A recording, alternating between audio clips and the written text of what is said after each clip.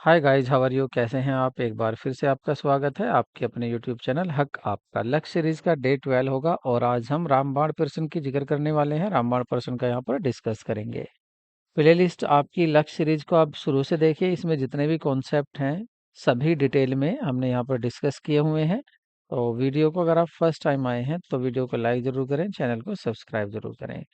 क्योंकि आप देख रहे हैं वीडियो कितने हमने कभी हमने ये नहीं सोचा है कि हमारे सब्सक्राइबर कम है। हमने जितने भी सब्सक्राइबर हैं हमारे उतने के लिए हमेशा पूरा कोर्स कराया था। TRE 3.0 का भी हमने पूरा कोर्स आपका कराया था with in a short period. ठीक है, अब आपके हमारे सब्सक्राइबर 61 है। अगर आप चाहें तो एक एक सब्सक्राइबर एक एक फ्रेंड को भी आप शेयर करोगे तो भी कितने हो जाएंगे? 120 सब्सक्राइबर हो जाएंगे। सो प्लीज चैनल को सब्सक्राइब करें और दोस्तों को शेयर करें। ठीक है, शुरू करते हैं। और हाँ, दो सीरीज चल रही हैं आपकी। लक्ष्य सीरीज जो यहाँ पर है और आपके साथ ही चल रही है फतेह सीरीज, उस पर आपका अकाउंट चल रहा है। ठीक है, उसको भी आप डिटेल में देखें। तो शुरू करते हैं आज की क्लास को।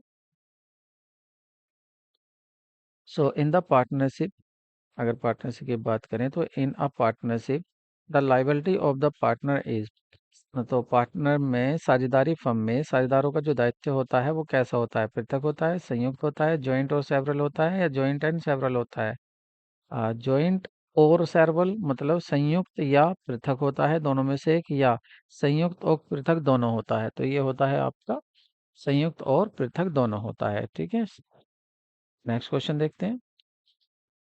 आ माइनर, तो नेक्स्ट क्वेश्चन है आपका, अ माइनर कैन बी, एक आवश्यक become a partner in a firm, firm में एक पार्टनर हो सकता है, या हानियों को बांटने के लिए ही केवल साझेदार बनाया जा सकता है, या be admitted as a majority of the member agree, अगर मेजोरिटी में मतलब अधिक साझेदार जो बहुसंख्य साझेदार अगर एग्री है तो उसको पार्टनर बनाया जा सकता है, या फर्म के लाभों में हिस्सा लेने के लिए उसको साझेदार बनाया जा सकता है और सभी की सहमति से। ठीक है, तो सही ऑप्शन होगा आपका डी, मतलब सभी साझेदार सहमत होने चाहिए और उसको जो नाबालिग होगा, माइनर होगा, उसको केवल आप प्रॉफिट के लिए पार्टनर बना सकते हैं, लॉस के लिए पार्टनर नहीं बना सकते। जब वो 18 ईयर का हो जाएगा तो उसके पास ऑप्शन होगा, वो चाहे तो पार्टनरशिप में रह भी सकता है और पार्टनरशिप को छोड़ भी सकता है। और अगर वो पार्टनरशिप में रहेगा तो वो डिक्लेयर करेगा कि अब मैं 18 ईयर का हो गया हूँ और अब मैं पार्टनरशिप में रहूंगा। तो तब से पार्टनरशिप में जो भी लाइबिलिटी होगी सभी की तरह उसकी लाइबिलिटी भी इक्वल होगी। जैसे सभी की लाइबिलिटी होगी, सभी की अनलिमिटेड होगी तो उसकी भी अनलिमिटेड होगी, मतलब लॉस में भी उसको हिस्सा लेना पड़ेगा। फिर नेक्स्ट क्वेश्चन देखते हैं। वयस्क होने पर यदि एक आवश्यक साझेदार फर्म के साझेदार के रूप में बने रहने का चुनाव करता है तो वह फर्म की श्रेणी में प्रतिदायी होगा। अब देखिए यही बात इन्होंने कही है कि अगर वयस्क हो जाता है, अगर 18 साल उसके पूरे हो जाते हैं तो उस समय जो आवश्यक साझेदार था, जब वो 18 साल का पूरा हो जाएगा तो उसे चुनाव करता है वह कि फर्म में वो रहेगा या नहीं रहेगा, फर्म में ऐसा ही बना रहेगा या फर्म को छोड़ देगा। तो वह फर्म की श्रेणी के प्रति दायी होगा। तो किस लाइबल होगा, किस लिए लाइबल होगा वो? Date of attaining the majority, उस दिन से वो लाइबल होगा, उस दिन से वो भी उसकी भी जो लाइबिलिटी होगी वो ऐसी होगी जैसे और पार्टनर की है। किस दिन से?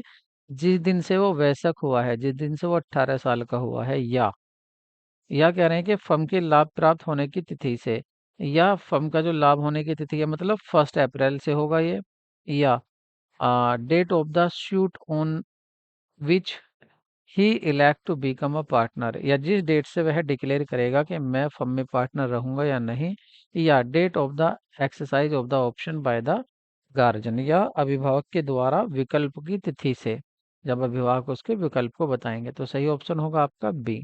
कह रहे हैं कि date of the receipt the benefit of the firm, firm की लाभ प्राप्ति होने की तिथि से।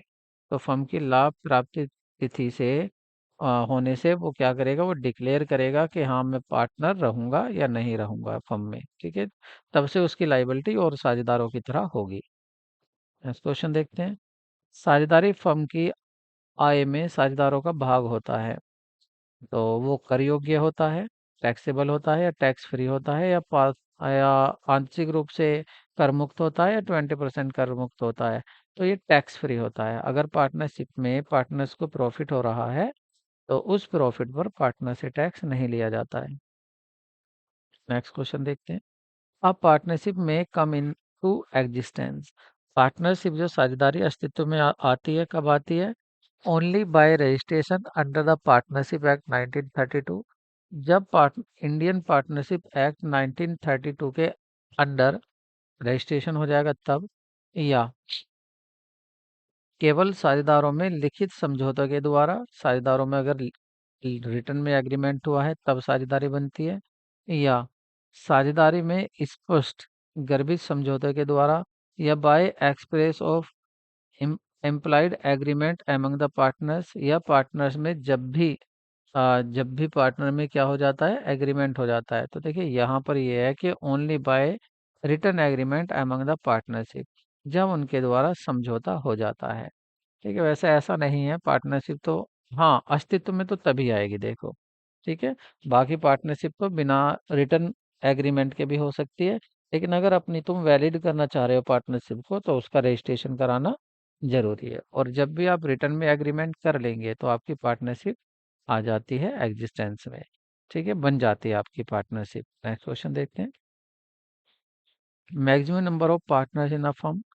और नॉन बैंकिंग में कितने हो सकते हैं? देखिए, जब नॉन बैंकिंग बैंकिंग की बात होती थी तो जब 20 होते थे, ये जब ही का क्वेश्चन है, आयोग ने पहले ये पूछा हुआ क्वेश्चन था। लेकिन अब क्या है, अब यहाँ पर अगर बात करें मैक्सिमम नंबर कितने हैं, तो पार्टनरशिप में वो हो सकते हैं 50। अब 50 हो सकते हैं, तो आपको आंसर 50 देना है। अब आपको 50 याद रखना है। नेक्स्ट क्वेश्चन देखते हैं। सीमित साझेदारी का तात्पर्य क्या होता है? ना number of partner is limited, कि जो साझेदारों की संख्या वो सीमित होती है, या जो सभी पार्टनर्स हैं उनका दायित्व सीमित होता है, या साझेदारों की पूंजी सीमित होती है, या कुछ साझेदारों का जो दायित्व होता है वो सीमित होता है, बाकी का असीमित। तो सही होगा ऑप्शन आपका डी। कुछ साझेदारों का तो दायित्व लाइबिलिटी जो होगी वो तो सीमित होती है, और बाकी सभी की क्या होती है, असीमित होती है। तो उसको बोलते हैं आ, सीमित साझेदारी। ठीक है, कुछ साझेदारों के सीमित कर दिया जाता है दायित्व, बाकी का असीमित। नेक्स्ट क्वेश्चन देखते हैं। साझेदारी फर्म की रजिस्ट्री न कराने पर एक साझेदार, in a case of an unregistered firm a partner can not. तो अगर आपने रजिस्ट्रेशन नहीं कराया है पार्टनरशिप का, तो एक जो पार्टनर्स है, वो पार्टनर साझेदार got a share in the profit, लाभ में हिस्सा नहीं पाएगा, या get interest on the his capital, अपनी पूंजी पर ब्याज नहीं ले सकता है, या फर्म के संचालन में भाग नहीं ले सकता है, या अन्य साझेदारों के विरुद्ध वाद प्रस्तुत नहीं कर सकता है। तो ऑप्शन होगा डी। देखिए, अगर आप पार्टनरशिप की रजिस्ट्री नहीं कराते हैं, तो जो पार्टनर है वो केस नहीं कर सकता, किसके, साझेदारों के विरुद्ध केस नहीं कर सकता है साझेदारों के विरुद्ध। इसलिए अगर आप रजिस्ट्रेशन इसलिए कराना भी ज़रूरी हो जाता है, ताकि अगर पार्टनरशिप का रजिस्ट्रेशन हुआ है और पार्टनर कई हैं, तो ये पार्टनर, इनमें से एक पार्टनर बाकी के ऊपर अगर ऐसी समस्या होती है या ऐसी कंडीशन होती है तो ये सभी पर केस कर सकता है। नेक्स्ट क्वेश्चन देखते हैं। साझेदारों का पंजीकरण मतलब रजिस्ट्रेशन पार्टनरशिप का कंपलसरी होता है अंडर पार्टनरशिप एक्ट, या कंपलसरी होता है अंडर कंपनी एक्ट, या ऑप्शनल होता है, या इनमें से कोई नहीं। तो सही आंसर होगा आपका सी, ऑप्शनल होता है। रजिस्ट्रेशन साझेदारी का कराइए या मत कराइए। कह रहे हैं 46 व्यक्तियों का एक संघ जो कंपनी अधिनियम के अंतर्गत पंजीकृत नहीं है लेकिन व्यापार कर रहा है, तो वो क्या कहलाएगा? एक साझेदारी कहलाएगा, एक निजी कंपनी कहलाएगा, एक असंवैधानिक होगा, या एक सार्वजनिक कंपनी होगा। देखिए, 46 व्यक्ति हैं, कितने, 46। ये एक लोगों का संघ है और ये काम कर रहे हैं जो कंपनी अधिनियम के अंतर्गत पंजीकृत नहीं है, लेकिन कंपनी में वो रजिस्टर्ड भी नहीं है, तो वो क्या कहलाएगा? पहला देखो, निजी कंपनी तो हो नहीं सकता, और यहाँ सार्वजनिक कंपनी भी नहीं हो सकता, और एक एक अवैधानिक भी नहीं कह सकते। एक अवैधानिक भी इसको नहीं कह सकते। वैसे अवैधानिक हो जाएगा क्योंकि विधान में ये नहीं आया, रजिस्ट्रेशन में नहीं आया है, तो इसका रजिस्ट्रेशन नहीं हुआ है, तो इसका मतलब वैधानिक नहीं है। तो ये एन अनऑफिशियल एसोसिएशन होगा, मतलब अवैधानिक संघ हो जाएगा। ऑप्शन सी सही होगा। ऑन 31 दिसंबर 2002 को asset and liability of the firm were 40,000 and 30,000। ठीक है, 40,000 तो एसेट से पैसा आया, आप ये समझे 40,000 की तो एसेट है, ठीक है, और 30,000 की लाइबिलिटी है, मतलब पैसे जो देना है 30,000 वालों को देना है।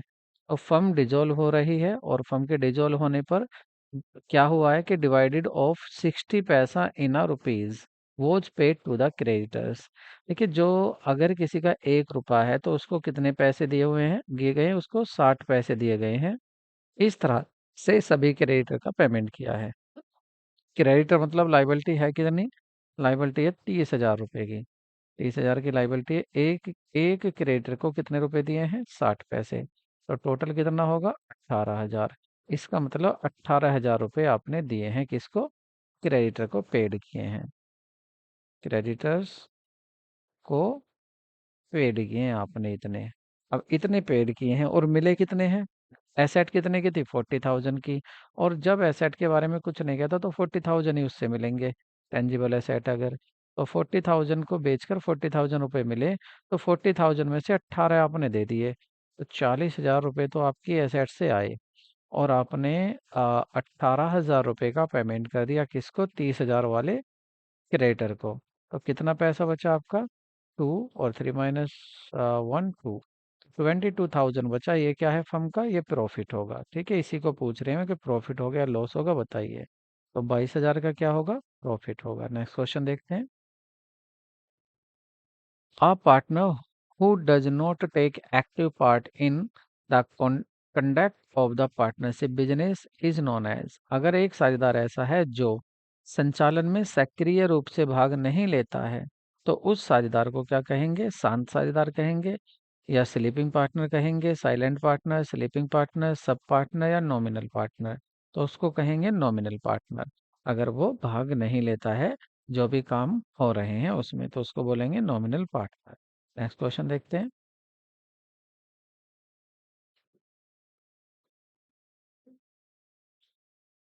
Partner by the estoppel is. एक स्टॉपल पार्टनर कौन सा होता है? पार्टनर विद लिमिटेड पावर, या स्लीपिंग पार्टनर, या नॉमिनल पार्टनर, या पार्टनर अंडर स्पेशल सिचुएशन। तो ये होता है अंडर स्पेशल सिचुएशन। विशेष परिस्थितियों में जो साझेदार बनाए जाते हैं वह होता है आपका पार्टनर्स बाय स्टॉपल।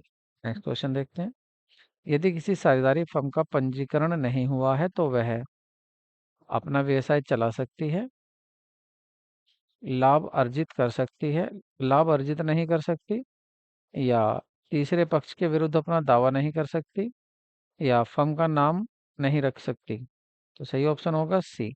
देखिए, अगर रजिस्ट्रेशन करा रखा है तो फर्म किसी पर भी केस कर सकती है, और अगर रजिस्ट्रेशन नहीं है फर्म का तो फर्म किसी के विरुद्ध केस नहीं कर सकती है।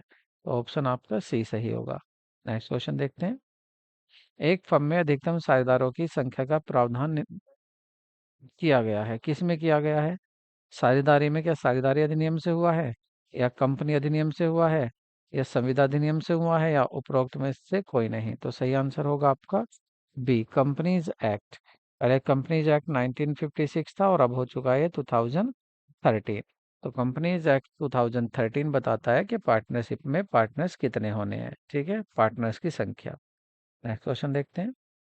एक साझेदारी फर्म के लेखा परीक्षक के कर्तव्य का निर्धारण होता है। जो ड्यूटी है एक ऑडिटर की पार्टनरशिप की फर्म के, तो वो गवर्नर्ड होती हैं। इसके द्वारा भारतीय साझेदारी अधिनियम के द्वारा, या the institute of charter accountant of Indian act 1949, या इनकम टैक्स एक्ट 1961, या contract between auditor and firm, लेखा परीक्षक एवं फर्म के मध्य हुए क्रय संविदा द्वारा। देखिए, जो भी फर्म में और ऑडिटर में दोनों में जो एग्रीमेंट होता है उसी के द्वारा जो आपका ऑडिटर होता है उसकी ड्यूटीज बताई जाती हैं, उसकी ड्यूटी तय की जाती है कि उसकी ड्यूटीज क्या होंगी, उसका काम क्या क्या होगा। ठीक है, किस किस के बीच में जैसा भी समझौता होता है ऑडिटर और फर्म के बीच में। तो ऑप्शन आपका डी सही होगा। नेक्स्ट क्वेश्चन देखते हैं। वैध होने के लिए एक साझेदार प्रसविदा। कहते हैं कि अगर आपको a contract of partnership in order to be valid. Valid कब होगा एक ऑर्डर? कैन बी एक्सप्रेड और इम्प्लाइड, मतलब स्पष्ट और गर्भित होना चाहिए, या must be in return, return में होना चाहिए, या आपका मस्ट बी रजिस्टर्ड होना चाहिए, मस्ट बी रजिस्टर्ड होना चाहिए, या must be sign by all partner, या सभी पार्टनर्स के सिग्नेचर उस पर होने चाहिए किसी कॉन्ट्रैक्ट पर।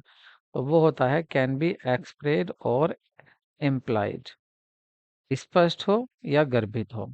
मतलब ऐसा भी हो सकता है कि आपने स्पष्ट कह दिया कि चलो भाई हम तीनों मिलकर ए बी सी एक व्यापार करते हैं और ये हमारी पार्टनरशिप होगी, जो भी प्रॉफिट होगा इसमें हम बराबर बराबर बांटेंगे। या तो आपने ऐसा कह लिया या ऐसा नहीं कहा, आपने कहा चलो भाई एक बिजनेस करते हैं और प्रॉफिट कमाने के लिए इस बिजनेस को करते हैं, ठीक है, प्रॉफिट कमाएंगे और इस प्रॉफिट को बांट लेंगे। अब आपने ये तो कह दिया बांट लेंगे, ये नहीं कहा कि बराबर बराबर बांटेंगे, कैसे बांटेंगे।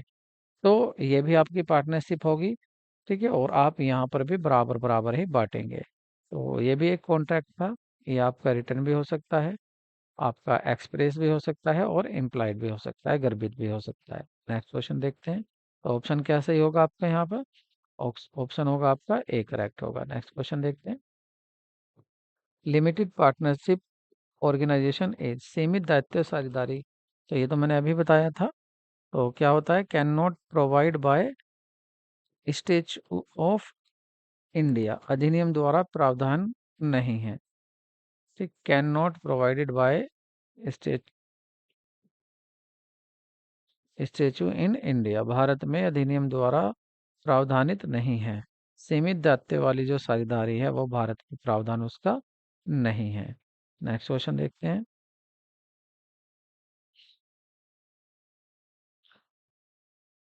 एन अनरजिस्टर्ड फर्म, एक जो अनरजिस्टर्ड फर्म है उसके बारे में पूछा गया है। तो अवैधानिक होती है तथा व्यापार नहीं कर सकती, या अर्थदंड जमा करने के बाद व्यापार कर सकती है, या कुछ प्रतिबंधों के साथ व्यापार कर सकती है, या इनमें से कोई सही नहीं है। तो ऑप्शन आपका सी सही होगा, कुछ प्रतिबंध है जिसके साथ वो व्यापार कर सकती है। नेक्स्ट क्वेश्चन देखते हैं। The maximum number of partner in a form made by banking, banking की दोबारा बात हुई है। तो देखिए यहाँ पर बैंकिंग के पहले क्या थे, बैंकिंग के लिए पहले 10 होते थे और सामान्य में 20 होते थे। लेकिन अब क्या है, अब बस इतना है कि पार्टनरशिप में 50% हो सकते हैं। तो अब जो इसका आंसर होगा वो 50 होगा आपका, ठीक है, अब 50 हो सकते हैं। नेक्स्ट क्वेश्चन देखते हैं। Security and exchange board of India act was passed in, तो ये कब एक्ट पास हुआ था? क्या 56 में हुआ था, 62 में हुआ था, 69 में, 1971 में हुआ था, या 1988 में हुआ था? तो सही ऑप्शन होगा आपका डी। सॉरी, ये यहाँ पर आंसर गलत है, ये जो है ये नहीं है, इसका सही आंसर है 1992, 1992। नेक्स्ट क्वेश्चन देखते हैं। निम्न में से कौन सा तृतीय पक्षकार पर अभियोग नहीं कर सकता, मतलब सूट फाइल नहीं कर सकता, केस फाइल नहीं कर सकता है थर्ड पार्टी पर? सोल प्रोप्राइटर नहीं कर सकता है, या पार्टनर्स जो हैं एक पार्टनरशिप फर्म के वो नहीं कर सकते, या कंपनी नहीं कर सकती, या अनरजिस्टर्ड फर्म नहीं कर सकती? तो ऑप्शन डी सही होगा, जो अनरजिस्टर्ड फर्म है वो किसी थर्ड पार्टी पर केस नहीं कर सकती। नेक्स्ट क्वेश्चन देखते हैं। एक साझेदारी फर्म में साझेदारों की अधिकतम संख्या विशेष रूप से उल्लेखित है, कहाँ पर है? तो वो अभी मैंने आपको बताया था, कंपनीज एक्ट में है 1956, या कंपनीज एक्ट 2013 में। नेक्स्ट क्वेश्चन देखते हैं। साझेदारों का जो रजिस्ट्रेशन है, पंजीयन है, वो ऑप्शनल होता है कंपलसरी? तो अभी बताया था हमने, ये क्या होता है, ये ऑप्शनल होता है। कराइए या मत कराइए साझेदारी का रजिस्ट्रेशन। नेक्स्ट क्वेश्चन देखते हैं। लिमिटेड पार्टनरशिप मीन्स होता है, लिमिटेड पार्टनरशिप मतलब कुछ साझेदारों का जो देयता होती है वो लिमिटेड होती है, कुछ साझेदारों की जो देयता होती है वो सीमित होती है। तो ऑप्शन आपका बी सही होगा, ठीक है। वीडियो कैसी लगी कमेंट करके बताएं, वीडियो को लाइक करें। मिलते हैं नेक्स्ट वीडियो में। Take care, bye bye.